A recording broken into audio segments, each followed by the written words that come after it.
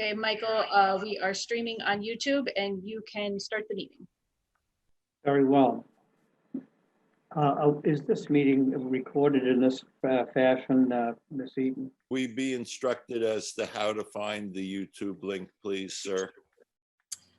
Yes, you can find the YouTube link by going to town.orleans.ma.us/CH18 YouTube.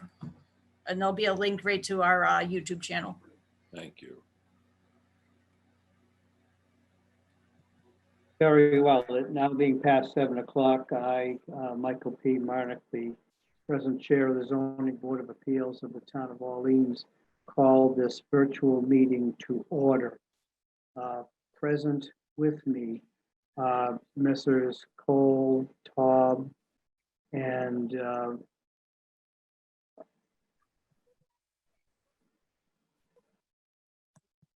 Mulligan. Thank you. Also present are Ms. Eicholt and we have with us the board secretary, Stacy Faber, and the building commissioner of the Town of Orleans, Tom Evers. The agenda was properly posted, and a revised agenda adding 1 or 2 additional items was also properly posted with the town clerk. We shall proceed in the order of the second posting, the first item of which was precipitated, case number 2066, the applicant being Mayflower Regan LLC, a special permit which the zoning board granted in 2017, and this is a question whether there is a necessary for an extension of the special permit. We properly advertised it and have put it on for hearing just in case there is any public comment, asking the architect who has written the letter dated May 18th, 2020, what ought to be part of the materials which were placed on the website to speak to us. Thank you. Thank you, Chair. My name is Sibel Asantugro, and I'm with SA Architecture. I'm the architect on the project. And what I did is that I wrote to you several months ago, as you noted, and the issue is that the special permit that was granted by the Zoning Board of Appeals, we did act up on that special permit by building the main house. And we also demolished 2 of the cottages, which was under the special permit. And we converted another cottage into a boathouse. And the building permit was pulled for everything other than the construction of the carriage house. Therefore, the question that I had is if we need an extension to the special permit or it is good. And we are, the owners, Mr. and Mrs. Regan, are also with us tonight. And what we would like to do is to ask for your opinion, which is what Mr. Evers, the commissioner, the building commissioner, had asked me to do, to see if indeed the ZBA feels that you need to grant an extension to the special permit or not. The main house was finished in the summer of 2019. The way we understand it then, that the plans and specifications upon which the original decision was granted in 2017 been partially executed, and what's left is, it doesn't involve any change whatsoever from those plans. Is that correct? Yes, it is. That's correct. Then I ask for the sense of the board. my thinking is that to protect the integrity of the building commissioner, that this permit ought to be extended for a period of 1 year from the date of this hearing. Is that sufficient to do the remaining work? We are planning to start construction within the next year. However, if it's possible to get it longer, just in case it doesn't, because of the current issues that we're facing, if you could extend it longer, that would be really appreciated. What is the sense of the board on a motion to extend the special permit for a period of 2 years from August 19th, 2020?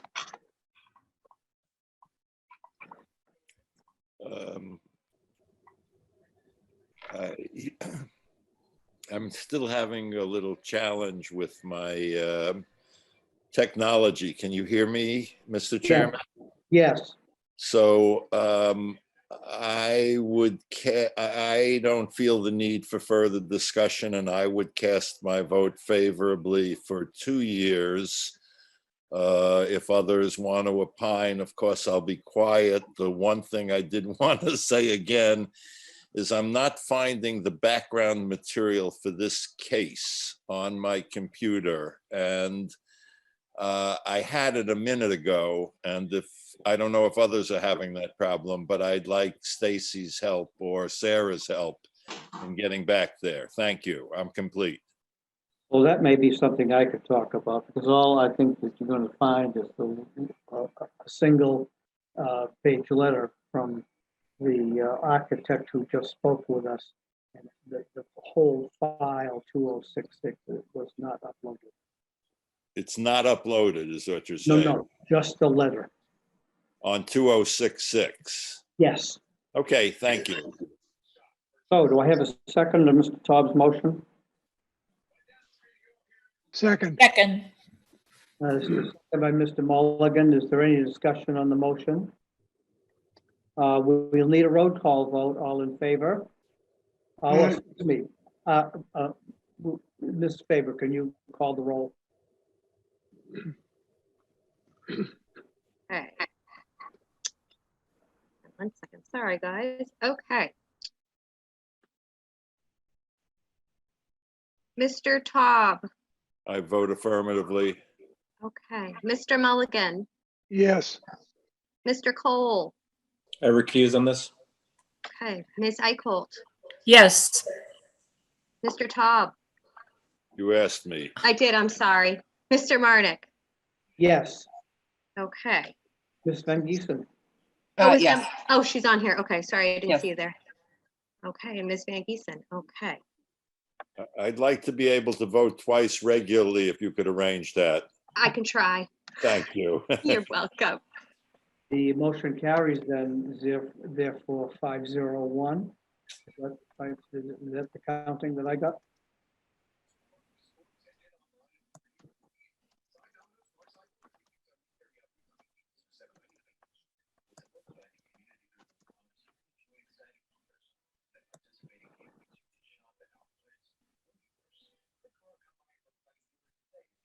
Five zero.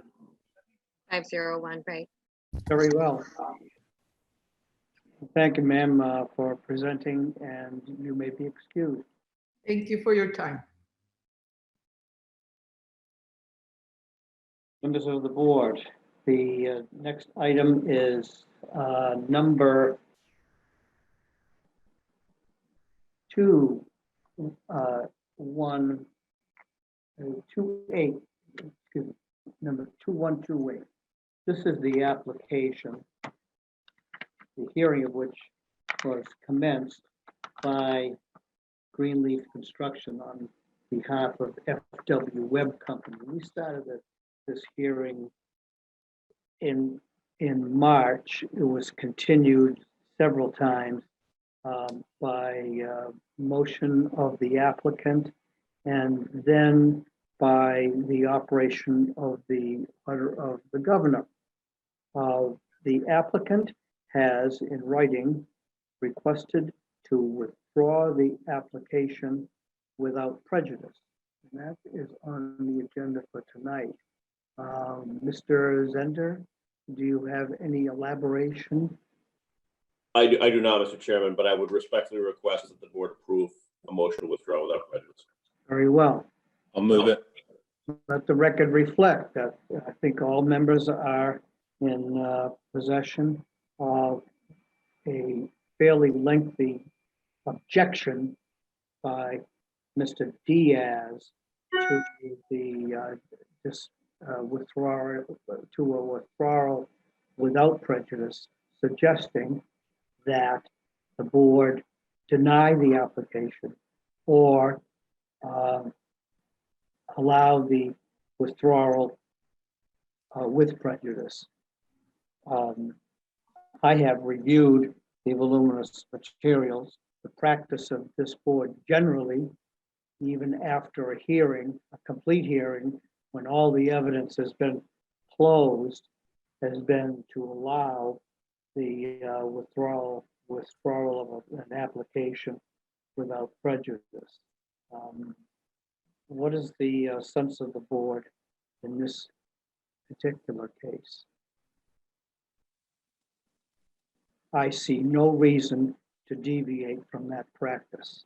Mr. Chairman, may I speak to you for a second? May I say something, or shall I wait for you to finish? No, sir. You may, and you may have more than a second.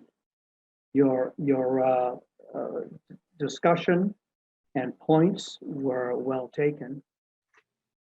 I've reviewed them thoroughly, as I have everything that you've produced to the board and at the previous hearing, and you may address us orally.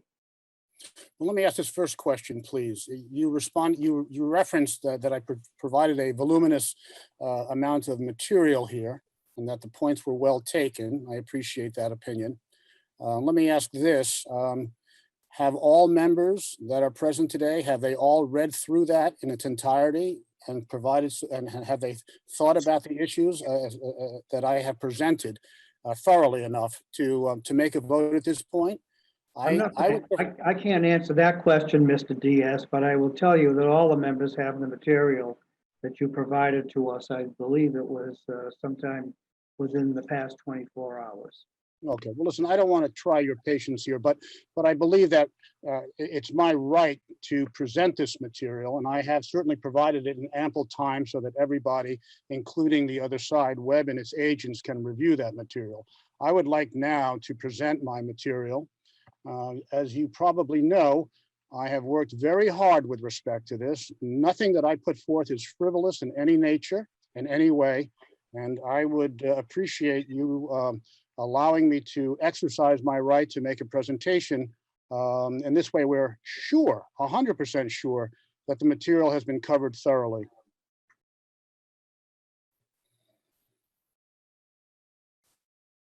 Mr. Chairman, I'll just assert that I have read the materials, found them to be very compelling, frankly, not only thorough, but compelling. I don't know that I won't gain anything by hearing him recite them. There was a very well done presentation, frankly. And I was very well educated on the issue. And I would say that his case, that the issue then is whether his compelling case outweighs our prior practices. Would that be a fair expression of the question before us? I say that is correct. Excuse me, I'd like to say something. I am a resident in the circle there, the duplex, the circle there, and I would like to say something because it affects my house. It's right behind my house, the underground mall. Mr. Chairman, could I ask as a point of order that speakers identify themselves before they speak? And that Sorry. I'm sorry. No, it's not your fault, ma'am, at all. And that there be some method for recognizing people so that folks don't have to speak at once. Is there a hand rise button or anything like that? We should hear from Ms. Soers, but I think Mr. Diaz has the floor the way we've allowed it. Yes, I'm sorry, I didn't mean to interrupt, but I just wanted to make sure that somebody knew that somebody from the duplex is here, and I would like to say my piece when I can. Thank you very much. Excellent, thank you. Well, look, I think, thank you, Mr. Marnick, Mr. Chair. I would like to make this presentation. Mr. Mulligan, I'm convinced, has read through this thing, but I want to make sure that all parties, and frankly speaking, I think that the public who may not have read the presentation also has a right to hear what I have to say with respect to this, with due respect. Now, I'm cognizant of the time limits, and I know that you have quite a few cases on tonight, and I don't want to tread too heavily here, but you know, this is a very controversial situation, this particular case, and there are a lot of people in this town who are very concerned about this, and not the least of which is because it very abundantly, clearly violates our zoning use regulations. So this is not an everyday case. This is a major case. And as far as what you've done in the past, I don't know the situation with respect to that. You know, if there's a procedural problem, if it hasn't gone too far, and other people haven't spent a lot of resources with respect to a continued hearing, as in this case, then perhaps that's reasonable. But in this case, I would say this is the exception that proves the rule with respect to, I mean, after all, the issue as to whether or not a withdrawal with prejudice or without prejudice is granted in this case is not automatic. It's a function of your approval or disapproval, and there's reason for that. So, you know, with due respect, I would like to give my presentation and then open it up as you should to other members of the public who have property rights and other rights that they feel that are important to discuss with respect to this matter. And I will try to do this as expeditiously as possible in the interest of time, Mr. Chairman. Mr. Chairman, Mr. Cole, it's actually Mr. Zunder. excuse me. Mr. Zender. Thank you, Mr. Chairman. I have not received or reviewed these materials, so I'm at a loss as to what the gentleman is presenting to this board. Mr. Chairman? Yes. That sounds like a vote to make, to allow me to present this. And by the way, Mr. Zender, that material has been available on the town's website for the last 2 days. And I know that you, in other cases, other situations, have brought material to various boards at the last minute. That hasn't been done in this particular case. It's up there. Now, you know, I think, as you suggested, though, you haven't had a chance to look at it, perhaps, or did not check the town's website for this material. Perhaps I think it would be in your interest to hear me speak this thing through and to ask any questions that you may have along the way. Mr. Chairman? Mr. Zender. Well, first of all, I was also under the impression this board had a policy of presenting materials at least 7 days in advance so that members had a chance to review and educate themselves. And to Mr. Diaz, you know, the typical practice among members of the bar in this area is to provide copies of submissions to opposing counsel when you submit them so they are aware of them being submitted. That being said, I'm happy to sit back and listen to the presentation and provide my off the top of my head comments to whatever is presented. I think what happened with the way this went down is the applicant proceeded to the Old Kings Highway Commission and received a decision. Subsequently, your letter requesting a withdrawal without prejudice was received by me.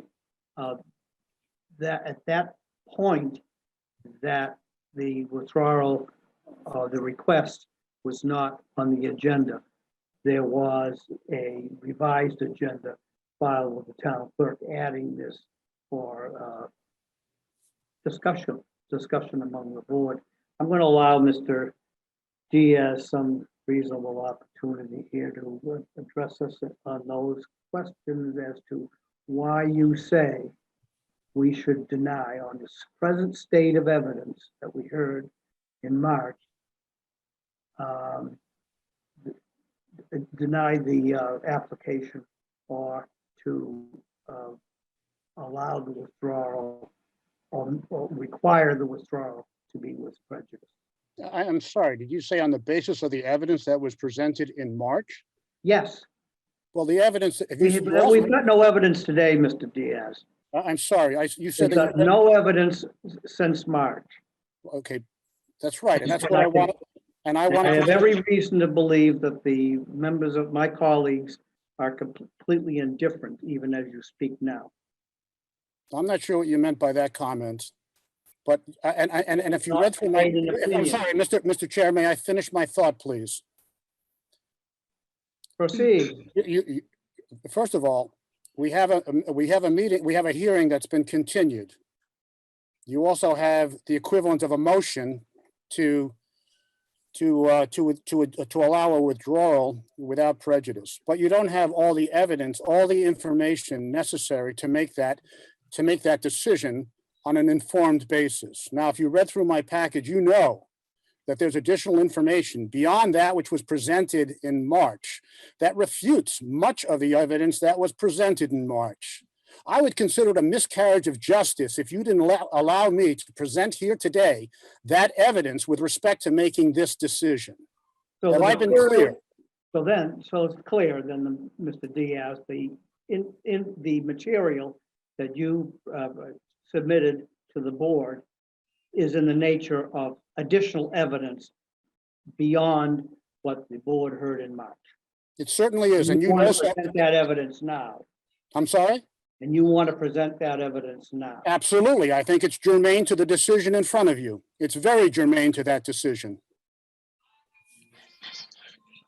Mr. Chairman, I don't speak to you in a frivolous manner. Mr. Chairman, I've raised my hand to try to get a point of order in here and haven't been recognized. I apologize for interrupting the speaker. Mr. Todd. Thank you. In all candor, I have not read this material as thoroughly as I should have. That's number one. And number two, I know as an attorney and as a member of this board that when I've read this material, I'm going to want to do some independent research to confirm what's alleged there.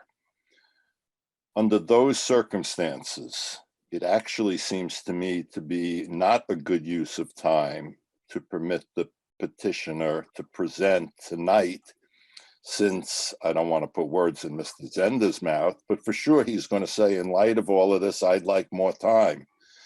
So I find it hard to believe we're actually going to render a decision this evening, but perhaps we are.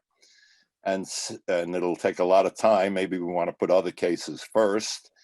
And secondly, I don't see any prejudice. I don't see any prejudice. I may be wrong, but I see no prejudice to either party by the continuance. It leaves us in a status quo ante. I'm complete. Thank you, sir. Mr. Chair, may I respond to that? Yes. Just to be clear, have you suggested, Mr. Taub, is that your name? I'm sorry if I have the wrong party.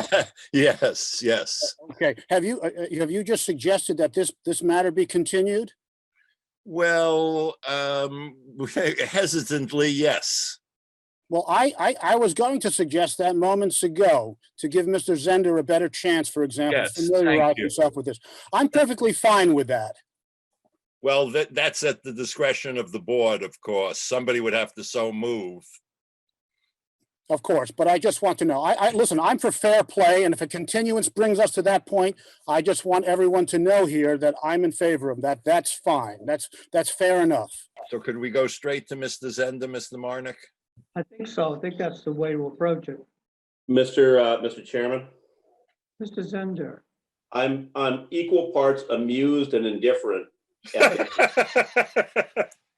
So if the board wants to entertain Mr. Diaz's request for continuance, I'm fine with that. Well, this will give you the opportunity to see what he has provided to the board. Mr. Chair, may I speak for a moment? Yes. Mr. Zender, there have been a few times when you have brought material in at the last moment, and I want you to know I wasn't so amused, but I did not object. Thank you very much. Mr. Marnick, may I make a further suggestion? Mr. Yes. Mr. Diaz, Mr. Zender has said, I can actually go either way. If you want to present tonight, I'm ready to sit back and listen. If you want a continuance, I won't oppose it. Perhaps you would opine on that, and then we would look to the board. Do you have a preference, sir? No, I don't really have a preference. Okay. But I think that you mentioned that you have a preference, that you want to dig into this and investigate and confirm. And I would like you to have that opportunity if you would like to. I think that's perfectly. But now the ball is in your court. Mr. Marnick, I'm sorry to have created such problems or perhaps such solutions. Would you poll the board on whether they want to proceed this evening or they want a continuance? Very well. I need to, I have to state that the reason that this item was put on the agenda for tonight, and by numerical order, it appears number 2, as we can see, was because I didn't think that there would be such a hue and cry. Otherwise, I would have put it on for September 2nd, which is our next hearing.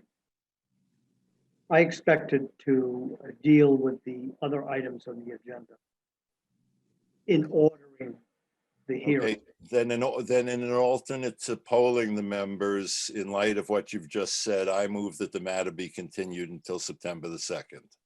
Is there a I second? second that. Ms. Arkell? Just discussion on that motion. I think anybody else in attendance other than Mr. Diaz, who's had ample airtime, should have an opportunity to speak before we continue. Agreed. Very well. Mr. Paulides? Patinas, Mr. Patinas. I was in front of the board in March, and the material that have been gathered that I'd like to present to this board was not discussed at that meeting. And so this is a continuation, and I think this is a very important decision that needs to be made. And I would not just brush it aside lightly because of some procedural matter. I think you're ignoring additional facts that are presented, which this board has not heard. And I think in light of a transparency, I think the board is obligated to hear those points prior to making any other decisions. So if you feel you don't have enough time today, then defer it until September. But please don't sweep this underneath the rug. Thank you.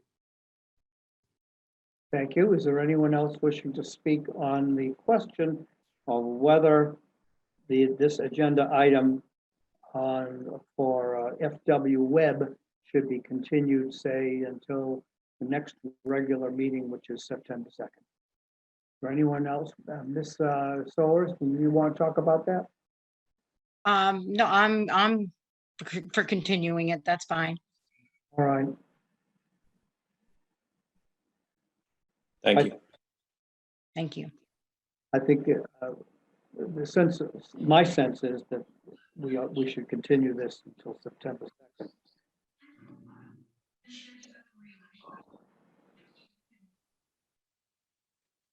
Moved and seconded and discussed. Just call the vote, sir. All those in favor of continuing the agenda item for 2128 FW Web be continued until the September 2nd, 2020, vote aye. No, got to be a call of the board. We are. No, it's got to be a roll. We are. We will. Sorry, I apologize. Go for it. Okay, Ms. Faber, call the roll, please. Mr. Taub, Aye. Mr. Mulligan, Aye. Mr. Cole, Aye. Ms. Van Giesen, Aye. Ms. Eichholt, I just want to tell Mr. Diaz, I read it thoroughly. And as a new board member, I intend to read everything I get in advance thoroughly, but aye. and Mr. Marnick. Aye. Thank you for your remark, Ms. Eichel.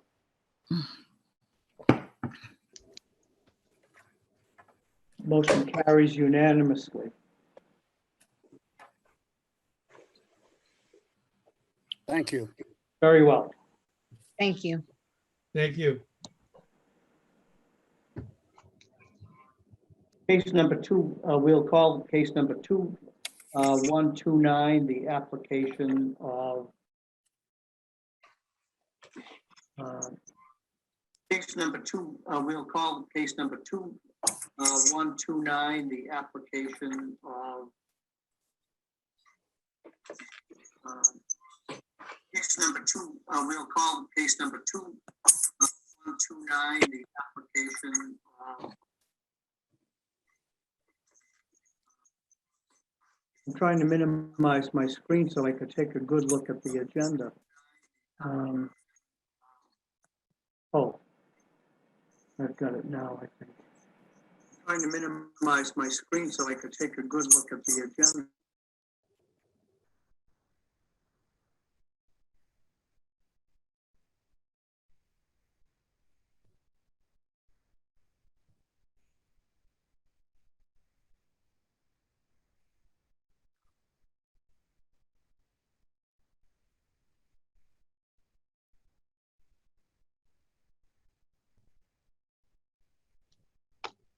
Mr. Chairman, I can't raise it. I had it. Mr. Chairman, if it'll help, I'll read the item. I have the agenda right here. Thank you, please. It's case 2129, continued from March 18th, 2020. Frank A. Morrow and Margaret Ann Morrow, trustees, the Morrow Family Revocable Trust, has applied for a variance as set forth in Mass General Laws 40A, Section 10, under the Orleans zoning bylaws, Section 164, 21C, coastal bank setback, to remove a tennis court and construct a new family dwelling with a 29.9 building height, resulting in a need for a 7.85-foot variance in the coastal bank setback. The property is located at 29 Doan Road, Orleans map 21, parcel 66. Thank you. Has any member of the board had any communication with the applicant or any of the applicant's agents, which ought to be disclosed to the public or to the board as colleagues? There is no positive response, therefore I declare that the board is indifferent and impartial. Mr. Zender, do you represent the applicant? There is no positive response, therefore I declare that the board is indifferent and impartial. Mr. Zender, do you represent the applicant? There is no positive response. Somebody have YouTube on in the background? We're getting a delayed echo.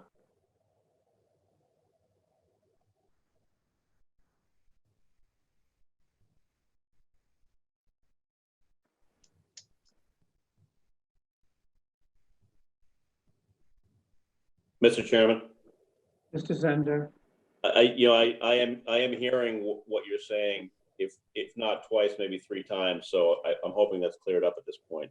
Mr. Chairman, Mr. Zender, I am hearing what you're saying, if not twice, maybe three times. So I'm hoping that's cleared up at this point.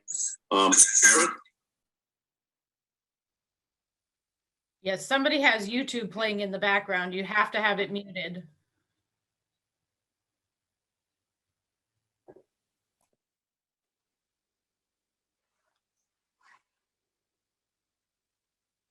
Mr. Chairman.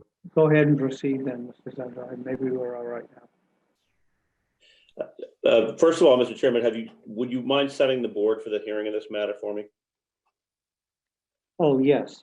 With myself and Ms. Van Giesen, Mr. Cole, Mr. Taub, and Ms. Eichel. Thank you, Mr. Chairman. Good evening, everybody. Again, this is Ben Zender, and I'm here on the line, to use a kind of an old phrase, with Frank Morrow, who is the owner of the property, is dialed into this meeting. as well as Sibel Asantagru, who is the architect for this project, as well as Stephanie Sequin, who is the engineer for the site for this project. So hopefully between the four of us, we can answer any questions that you might have. Mr. and Mrs. Morrow own the property at 29 Doan Road. That if you went out to do your site visits, you saw is improved with a tennis court, which was built a number of years ago by a previous owner.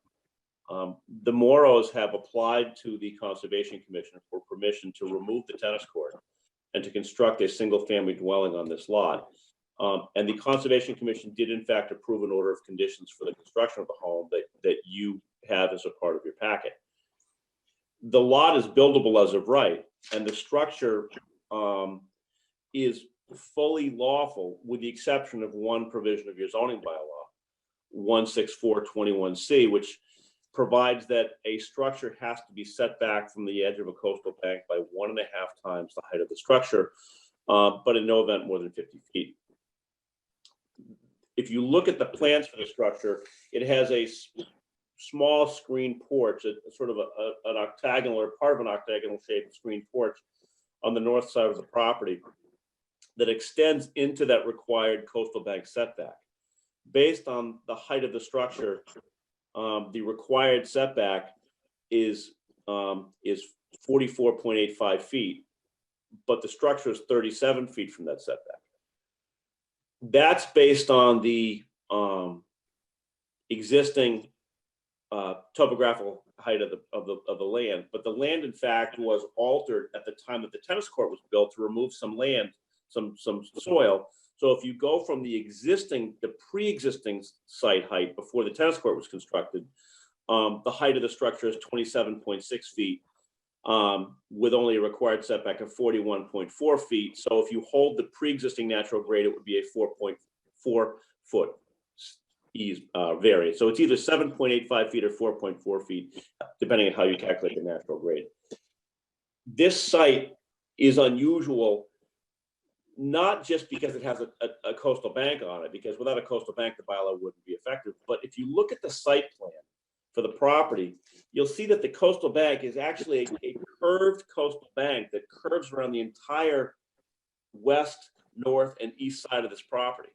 And the curvature of that coastal bank limits the location of the house. And when you combine the curvature of the coastal bank with the narrow shape of the lot, what you do is you force the house to be located in only one position on the lot, which is where it's located, which allows you to put a septic system on the lot and then to locate this house as far as possible away from the coastal bank and the wetland resource.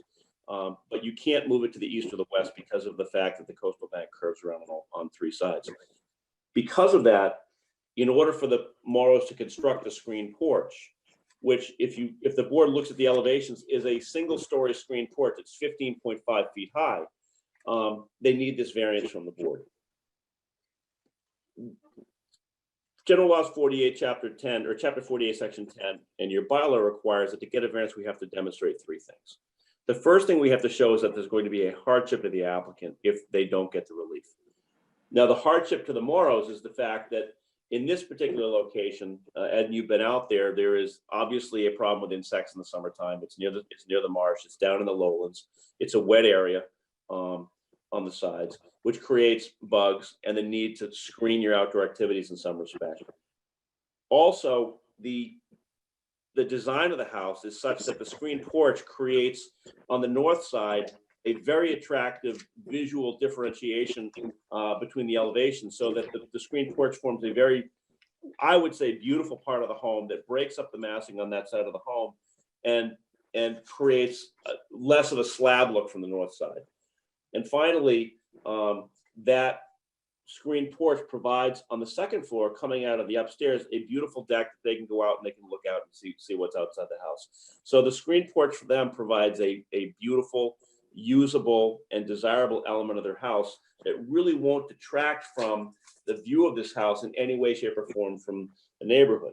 If the board's been out there, and I know you have, this northern elevation of the house does not face towards the water.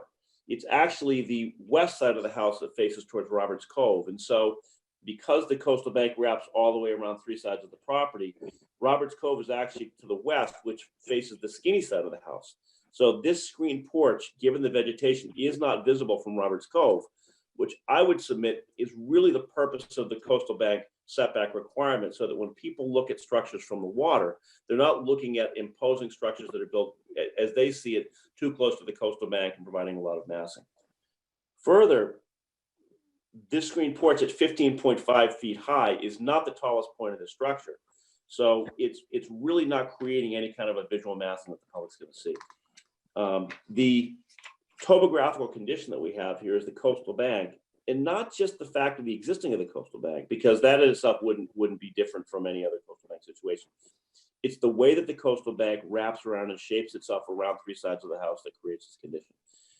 And finally, the board can grant this relief without derogating from the spirit or the intent of the bylaw, because if this screen porch is removed from the house, or if it's kept on the house, it's not going to be visible to the public unless they come down Doan Road and look at it from the road. They're not going to see it from the water. It's not a visible side of the house.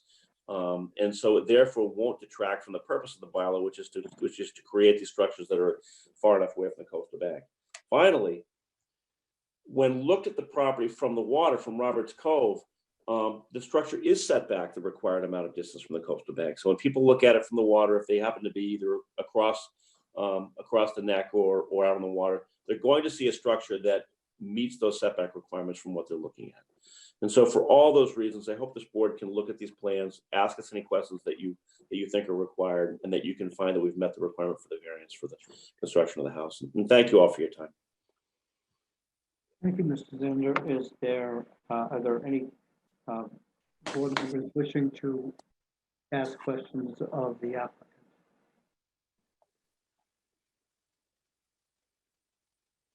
No positive response. And let me ask if there's anyone present in this virtual meeting who wishes to speak in favor of the application. Let the record reflect that we did receive a letter which is part of the file in support.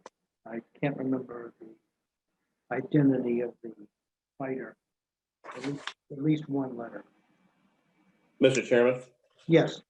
I believe that they were submitted to the board, and I did send PDFs over to Ms. Faber earlier. Letters in support from William Mitchell at 28 Doan Road, who's immediate next door. There's a letter explaining the request from Mr. Morrow, who's on the line. There's a letter in support from Scott Palmer, who is located at 25A Doan Road. And there's a letter in support from Willard Lipe, who's at 31 Doan Road. So we have 3 letters of support that I'm aware of from disinterested persons. And I'm referring to probably one of them, which came earlier than the other 2, which I think we received perhaps sometime today. Is there anyone wishing to speak in opposition to this application?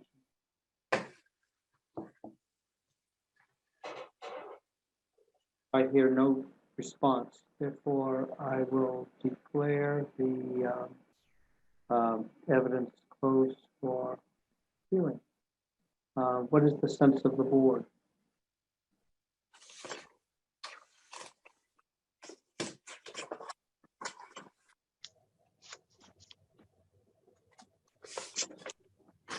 We've run across this situation before. That is when the height of a structure or nearby height affects the distance from the coastal bank, and we dealt with it because it's been an issue or difficulty with topography, and it's warranted our granting relief. I am in favor of the application for a variance. Then in that case, I'll entertain a motion to grant the variance. I will make the motion and looking for a second. I'll second. Thank you, Ms. Icoll. Is there any discussion on the motion? then we will, the members of the board previously identified as constituting a quorum for this application will be polled.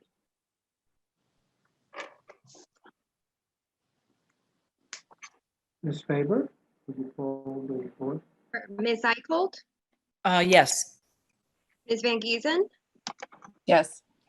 Mr. Cole, Yes. Mr. Mulligan, I wasn't assigned in I this think case. it was Mr. Taub who was, gotcha. Okay. Mr. Taub,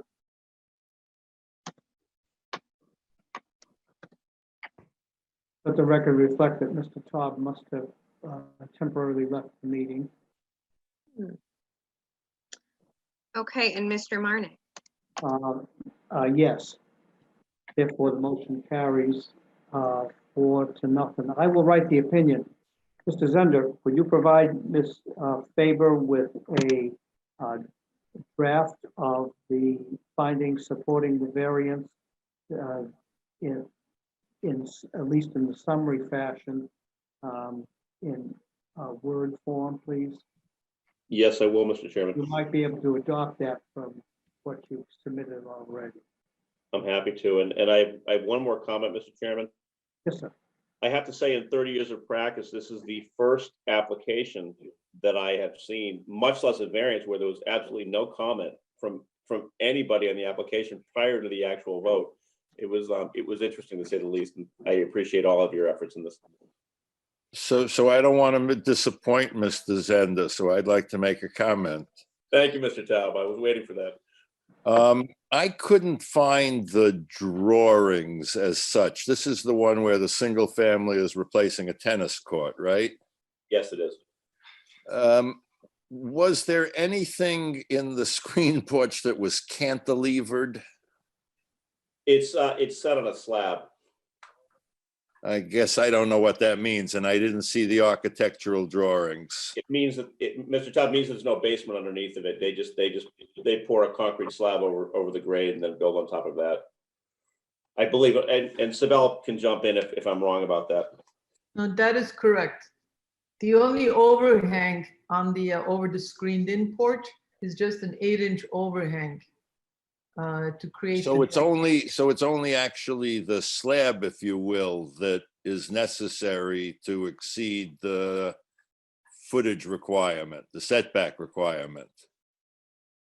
No, it's actually the structure itself. The way that the bylaw operates is you measure the overall height of the structure, no matter where that happens to be on the lot, and then you measure to the edge. I think you're right, Mr. Taub. It's the edge of the slab would be the closest point to the coastal bank. Okay. I hadn't been able to visualize that, but it's 6 of one, half a dozen of the other in terms of the application. And I'm content with where everything currently stands. Thanks. Very well. Then I think that we can proceed with case number 2130. Thank you all. Thank you for your time again. This is, relates to 45 Mill Pond. And Hi, that good is evening. the application of Joshua A. Sloan and Karen H. Sloan for a special permit is set forth in General Laws, Chapter 48, Section 6, under the Orleans zoning bylaw, Section 16421A and 16421C, for alterations and expansions to an existing family dwelling at 45 Mill Pond Road, Orleans, map number 21, parcel number 41. Has any member of the board been in communication with the applicant or any of the applicant's agents which ought to be disclosed or would otherwise constitute a conflict of interest? There is no positive response. Therefore, I declare all members of the board present to be impartial and designating the following 5 members of the board to Mr. War, you are on. no? Mr. War has also joined us, so we have practically we have a full complement of zoning board members. A very pleasant event. I will consider, Mr. Wall will consider, Mr. Mulligan, and Ms. Pykoff will be the five. And Ms. Stegman, you may proceed. Hi, thank you. Good evening. Stephanie Sequin with Rodward and Wilcox, and I'm representing Joshua and Karen Sloan, who are the owners of the property at 45 Mill Pond Road. I believe they are in attendance along with Greg Delory, who is the architect. 45 Mill Pond Road is a 22,000 square foot lot. It overlooks Mill Pond to the south. There is an existing 2-bedroom house on it, according to assessor's records. It was built sometime around 1976. The southerly portion of the building is a single story with a finished walkout basement beneath.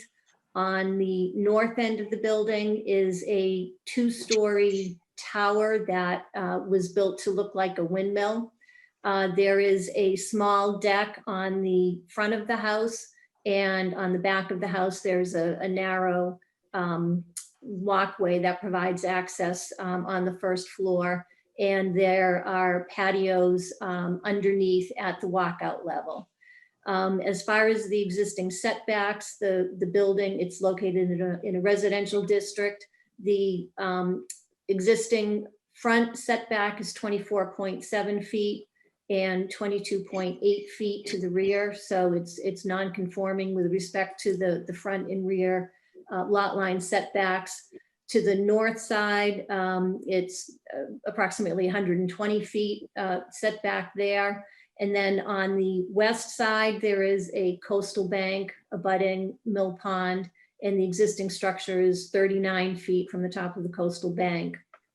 The height of the build for determining the required setback from the top of the coastal bank using the height of the building. It is a 50-foot minimum setback required. So the existing structure is also non-conforming with respect to the setback from the coastal bank.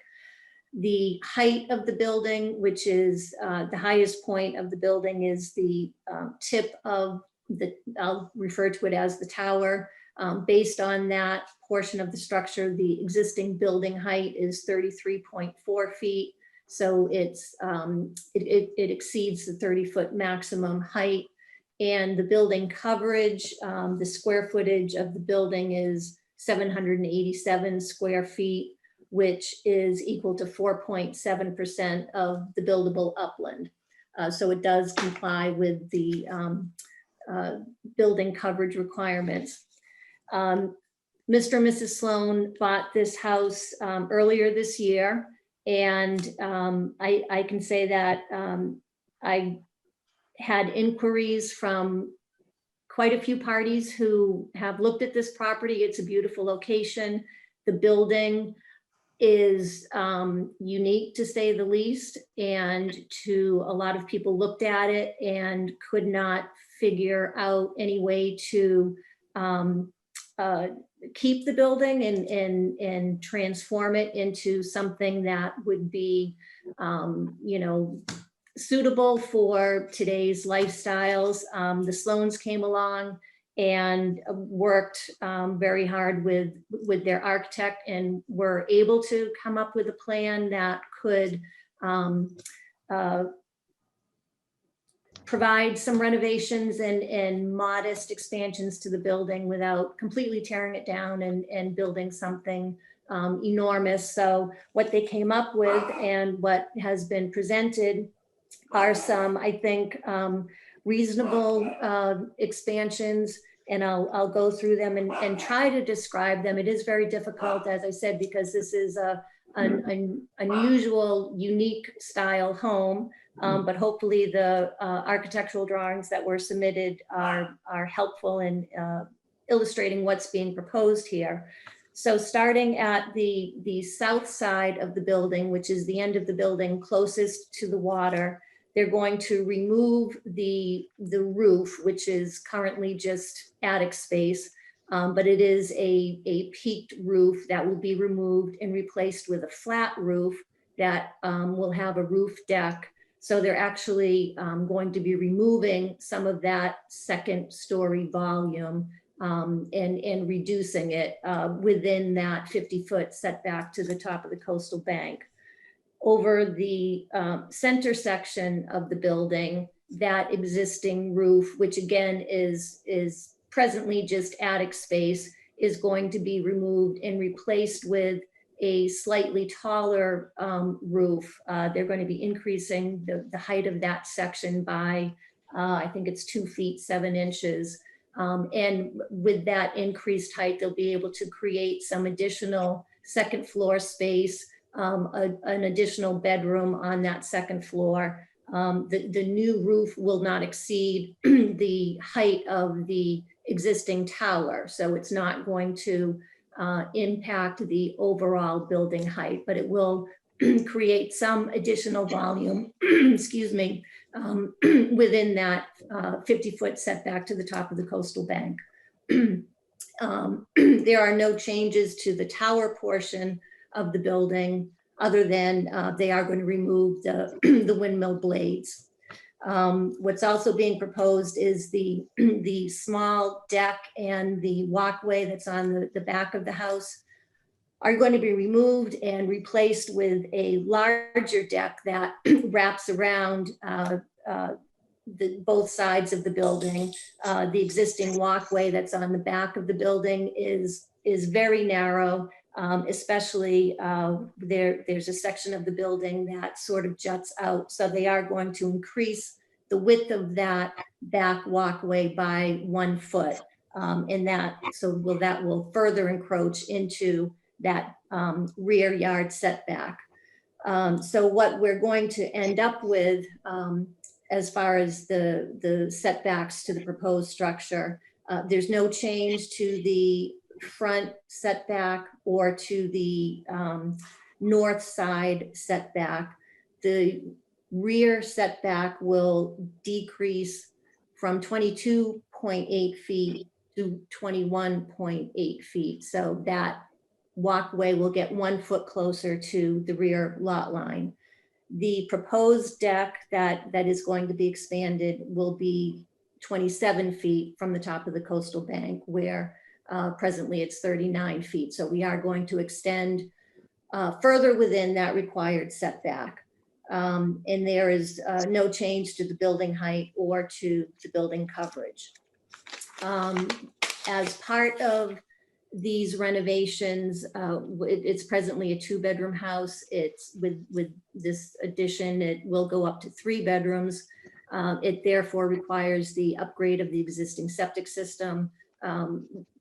It was the original Title V system that was installed in 1976, which was only approved for 2 bedrooms. That system has actually already been upgraded. We prepared a plan for a new Title V system. It includes innovative alternative system for nitrogen reduction. It was approved by the Board of Health and has already been installed. So there has been an upgrade of the old Title V system with a new Title V system with nitrogen reduction. So it's I think a big improvement on the existing sewage disposal. The Conservation Commission has approved this project. We do have an order of conditions from them. One of the conditions and part of this project includes the removal of invasive vegetation and the restoration with native plants. So a large area between the building and the resource area is going to be improved through that land management plan. So that's just a brief description of what's being proposed. I believe we, according to the zoning bylaw, a special permit can be granted for expansion of a pre-existing non-conforming structure. So I believe this meets the criteria for a special permit. The site is adequate and suitable for the existing single-family dwelling and the proposed expansions. There will be no adverse impact on the visual character. This is a very small building, less than 800 square feet of footprint. The building, the site is well vegetated and I think pretty well screened, both from Mill Pond Road and from Mill Pond itself. As far as the impact on traffic, this is a town way. The access is suitable. There is plenty of parking space on the site, so there won't be any interference with traffic on the road. The utilities are adequate. There's town water here. There will be no impact on noise and litter. And as far as the impact on groundwater quality, recharge volume, and water quality, between the upgrade of the septic system, which includes the nitrogen reduction, and the land management plan that will restore the buffer zone with native vegetation, I think those will both help to improve the or have a positive impact on groundwater quality, recharge volume, and water quality. That's all I have to say. I will just, I don't know if Greg Delory, the architect, had anything he wanted to add. And if not, then would be happy to answer any questions. Thank you. Thank you. Mr. Delory, do you wish to add? Well, not at the moment. I'm here to answer questions if anybody has any questions about any specifics on the design. Very well. Then the floor is open to questions by any board members of the applicant's agent. Ms. Seguin, I'm sorry, but I'm confused about the present the present violations of the bylaw and how they'll be amplified or increased. I have your application here. I'm not, and I can't reconcile what your oral presentation was. So would you go by the nonconformities and what they are now and how they're being amplified? Sure. The existing setback to the front lot line is non-conforming. It's 24.7 feet from the road layout to the corner of the deck. That will not change. The deck is going to be replaced in the same footprint. So there's no change to the front, the non-conforming front setback. Okay. The side setback, which would be to the north, is 120 feet. So obviously that complies and will continue to comply. The rear setback, which is to the west, the existing first floor, I don't know if you want to call it a deck or it's more like a catwalk, is currently 22.8 feet from the rear lot line. So that's non-conforming. That will be, the width of the deck is going to be 1 foot wider, just to make it easier to get back and forth there. So that is going to become 21.8 feet as opposed to 22.8 feet. Then the existing, I guess it's the closest corner to the top of the coastal bank is the existing corner of the building is 39 feet from the top of the coastal bank, where 50 feet is required.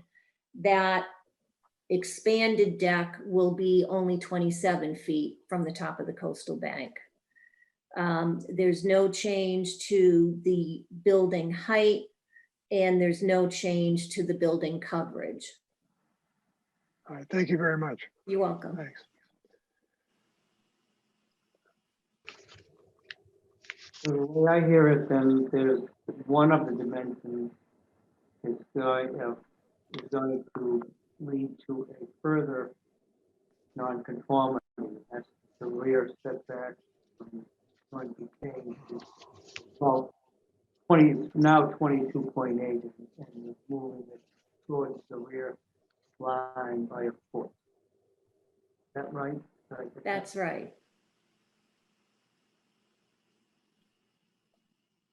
But the big variance is when the big increase is on the coastal bank.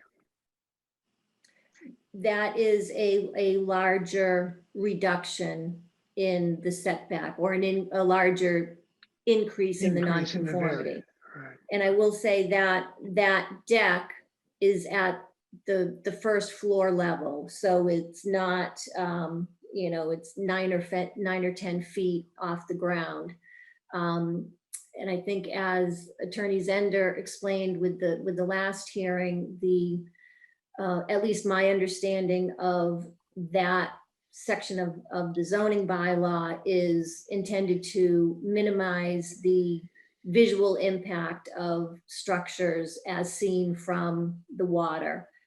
So that, what's most visible is obviously the 30-foot tall windmill tower.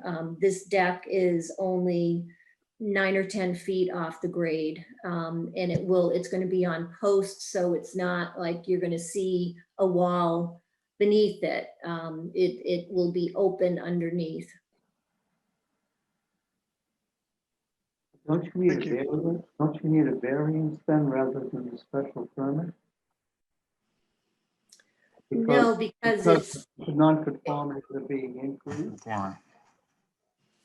the existing structure is already non-conforming, and according to 164-3B of the bylaw.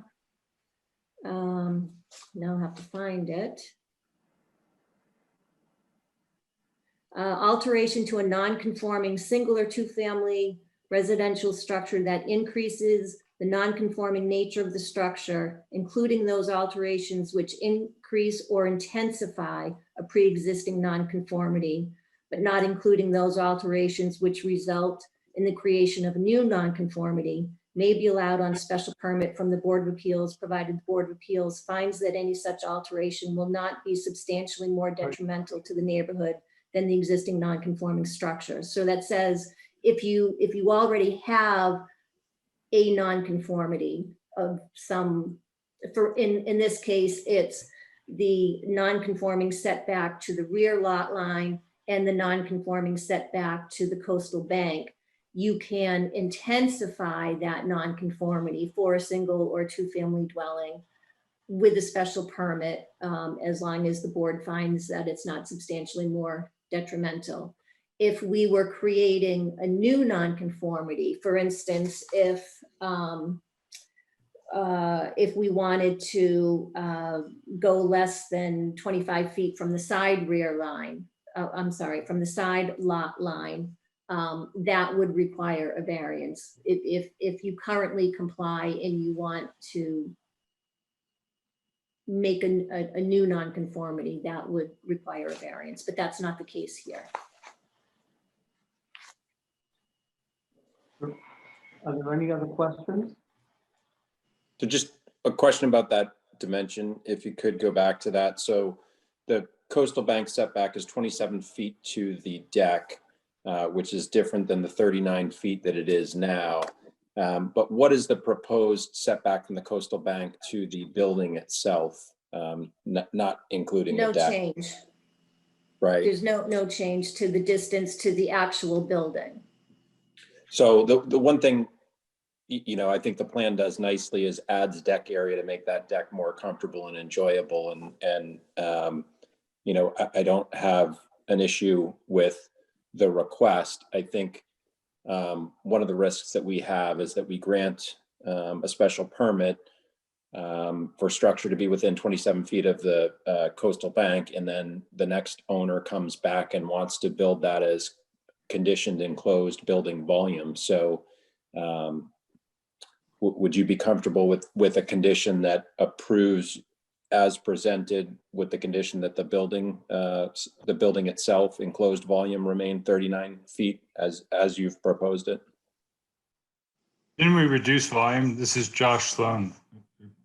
Didn't we reduce volume of the building by taking off the space on the top part of it, Stephanie? Yes.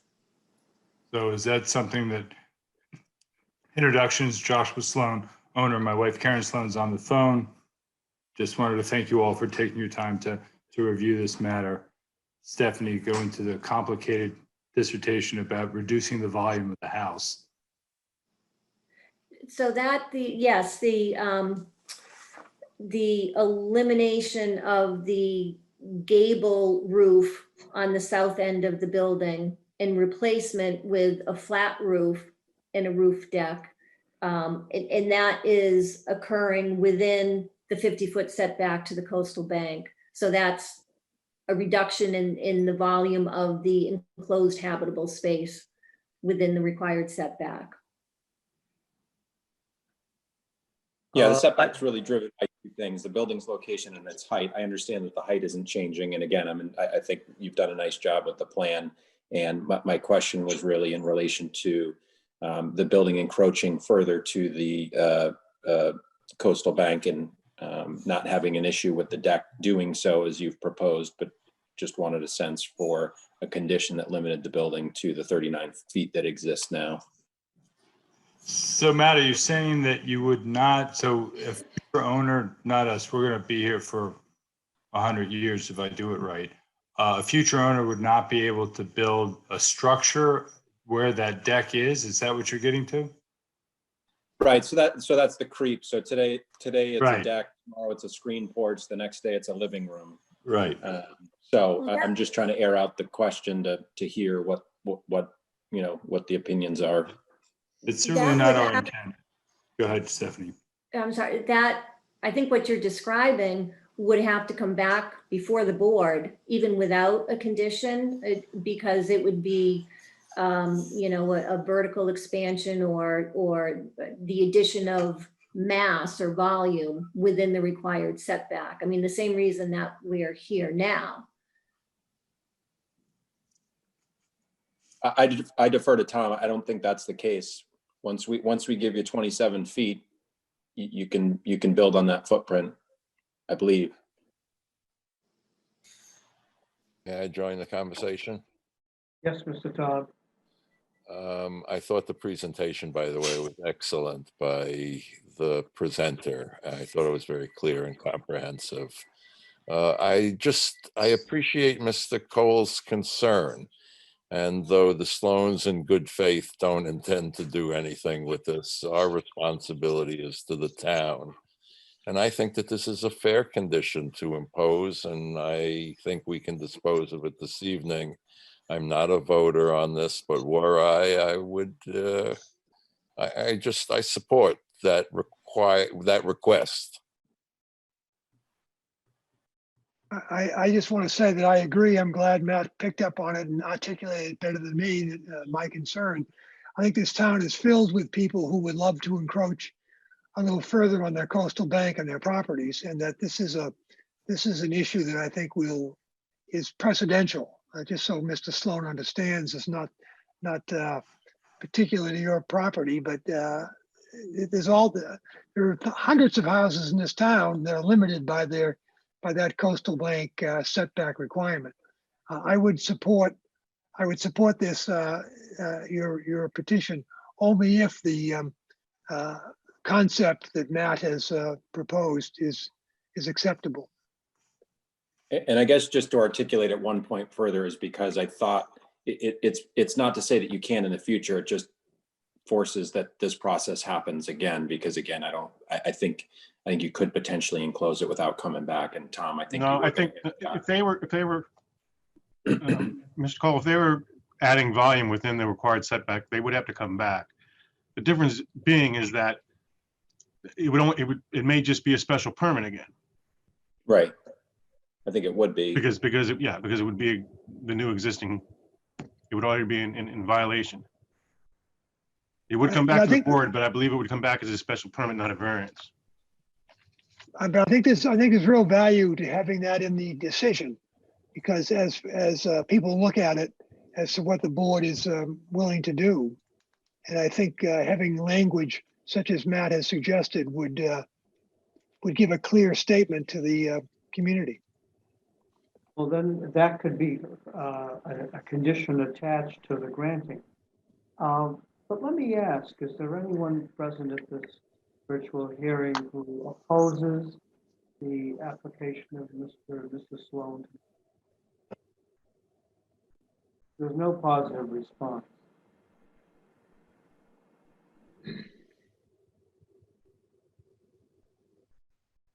And is there any further evidence that we need to take? I'll declare the hearing closed for taking of evidence and ask if there's an appropriate motion to put in front of the board. I'll make a motion to approve as presented with the condition that I suggested as a caveat. I'll second that.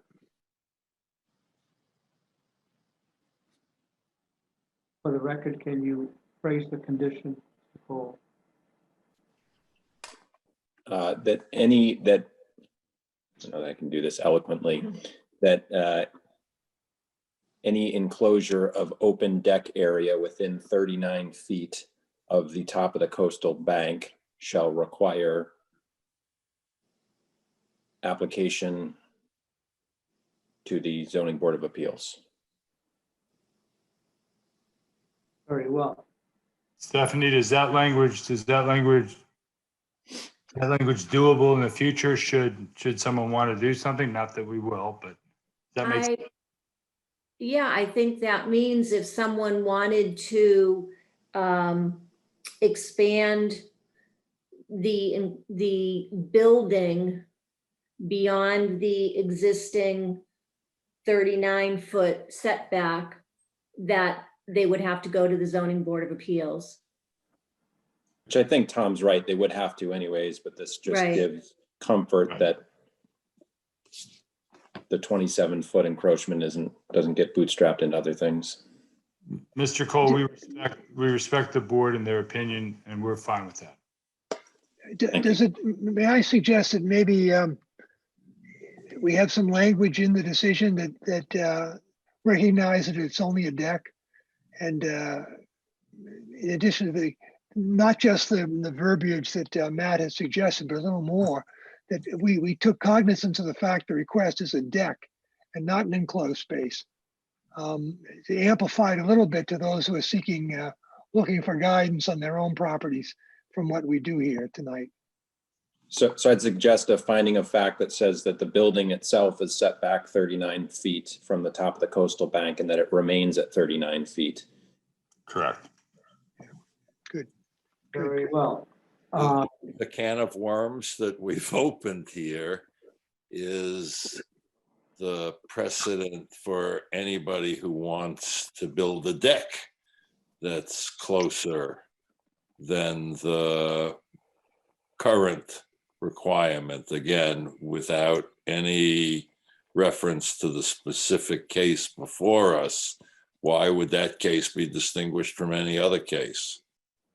I'm looking for that language. Well, I think, just again to borrow from Mr. Zender, who should get a fee for this case, his previous explanation in the prior case was that the purpose of the setback was was visual from the bank, from the body of water, and that if you don't add bulk, that you still really sort of satisfied the purpose of the setback bylaw.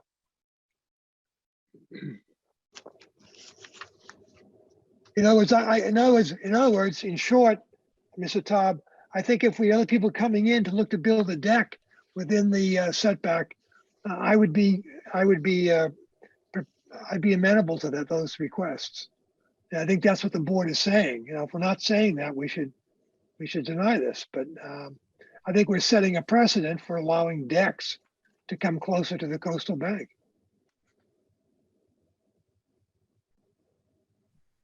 I don't think so. I think if the decision is properly drafted, then there is protection for the sense of the bylaw in the future.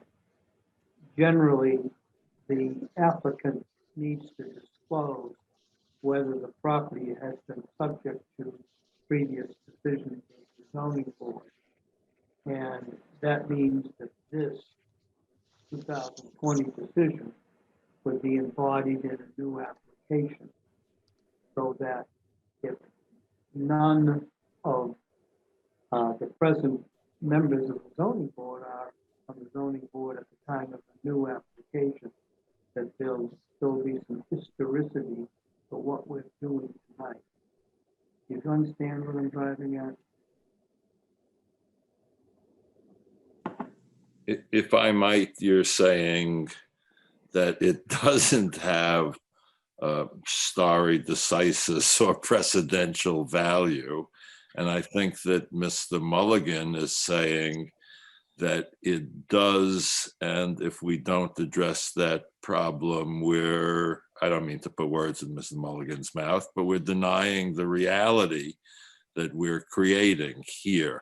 I would particularly, I don't mean to drag this out, and I'm not a voting member on this, which I like, but I'd like to hear from the newer members of the board as to kind of just their reflections on what we're struggling